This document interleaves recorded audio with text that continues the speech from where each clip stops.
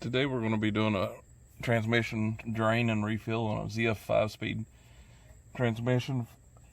Now these can be found in 88 to 97 trucks. There's small variations through the years, but generally speaking they're all the same as far as drain plugs and fill plugs and stuff like that. Common issues are that these plugs here get seized. Now these plugs are soft. As you can see here, this one rounded out on me earlier. I tried to use my impact gun to gently budge it to give it some shock to break it loose, and it just wasn't happening. So I'm having to bypass that, and I'll fill it through the top. I'll show you that in a second. But as of right now, given that yours is not seized anyway, it's a 7/8 plug and a 7/8 plug down here.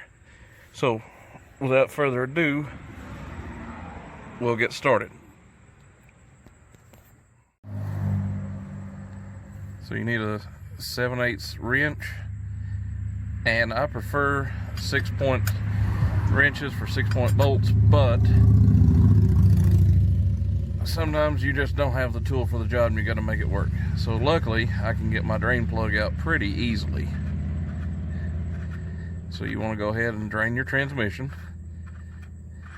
Again, as with most things, make sure your fill plug either comes out or you can at least get an alternate entry point to put fluid back in.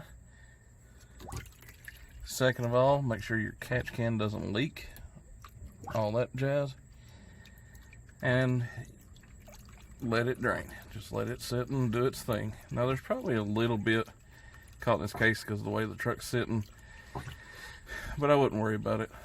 Just this is one of those, you got the most of it at that particular time and call it a day. So we're going to set our plug up here out of the way so it doesn't get dirty, and just let it drain. And it'll probably continue to do that for 15 minutes. So go ahead and put a drain plug back in.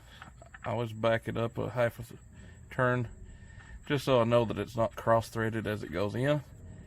And go ahead and just put that back, because that's the last time you need to deal with that for this particular job. So right here on the top is where we're going to have to fill this transmission from, and that is a number 5 Allen head, 5mm, in all 4 corners. If you pull this little boot up, you'll get one there, and there's 2 in matching spots up there in the front. Remove those, pour your fluid in.